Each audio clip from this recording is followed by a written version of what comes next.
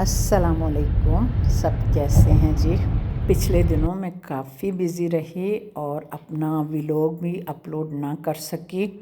मेरी शॉपिंग ही ख़त्म नहीं हो रही थी क्योंकि मैं जा रही हूँ पाकिस्तान। आज पाकिस्तान जाने की एक अपनी ही एक्साइटमेंट होती है।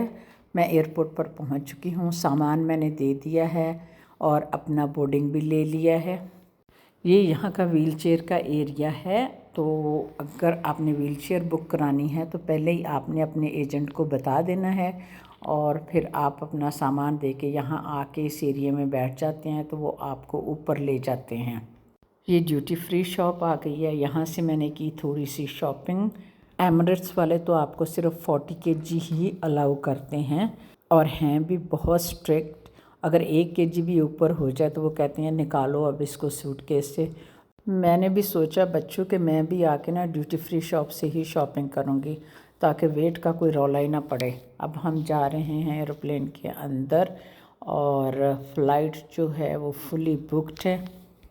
एयर होस्टेस ने बड़े अखलाक से और ख़ूबसूरत मुस्कुराहट से हमारा इस्तकबाल किया और हम एरोप्लेन के अंदर अपनी सीट पर बैठ गए। 7 घंटे की फ़्लाइट थी। अब हम दुबई एयरपोर्ट पर लैंड करने लगे हैं। हम दुबई एयरपोर्ट पर पहुंच गए हैं जी। ये देखिए, अब अगली फ़्लाइट हमारी 2 घंटों के बाद है पाकिस्तान के लिए, लाहौर के लिए। दुबई एयरपोर्ट बहुत बड़ा है और हमारी फ़्लाइट का गेट जो था वो बिल्कुल दूसरे एंड पर था। हमने अक्लमंदी की कि हम लोग बग्गी में बैठ गए, ट्रेन में बैठ, उसके बाद हम ट्रेन में बैठ गए। तौबा, भुल भुलाइयाँ ऐसियाँ लगता है कि बंदा पता नहीं कितने पहुँच गया है। ट्रेन से उतरकर हम फिर दोबारा इस तरह की बग्गी में बैठ गए। ये आप उनसे रिक्वेस्ट करें तो वो आपको बिठा लेते हैं, लेकिन अगर आप व्हीलचेयर पर हैं तो उनको प्रायोरिटी देते हैं। एयरपोर्ट पर बहुत ज़्यादा रश था और मैं वहाँ खड़ी हैरान हो रही थी कि क्या ये प्लेन की जो टिकट है वो मुफ्त में मिलती है। तौबा, ऐसे लग रहा था कि जैसे आप किसी मेले में पहुँच गए हैं। सोचें ज़रा ये कितना पैसा कमाते होंगे। वैसे दुबई का एयरपोर्ट है बहुत खूबसूरत। ये बड़ी बड़ी स्क्रीन्स लगी हुई, मुझे तो लगता है ये दुनिया का सबसे बिज़ीएस्ट एंड ख़ूबसूरत एयरपोर्ट है। हर कंट्री का बंदा यहाँ पाया जाता है। भूख लगी हुई थी तो यहाँ बैठकर हम लोगों ने फिर खाना खाया और झूमते झमाते हम अपने गेट तक पहुँच गए। ये सुनकर तो और खुशी हुई कि हमारी अगली फ़्लाइट 2 घंटे 20 मिनट की है। लो जी, हमारे पाक वतन की ज़मीन नज़र आनी शुरू हो गई है। हम पाकिस्तान की एयरपोर्ट पर पहुंच चुके हैं अल्हम्दुलिल्लाह। अब अपने सामान का वेट कर रहे हैं। यहाँ पर भी फाड़ो पड़ी हुई थी क्योंकि 2 फ़्लाइट्स इकट्ठी आ गई थी। थोड़ी देर के बाद हमारा लगेज आ गया और मैंने 2 पोर्टर पकड़े कि भाई हमारा सामान तो बाहर ले जाओ, वरना ज़्यादातर एयरपोर्ट्स पर अपना लगेज आपको खुद ही लेकर बाहर जाना पड़ता है।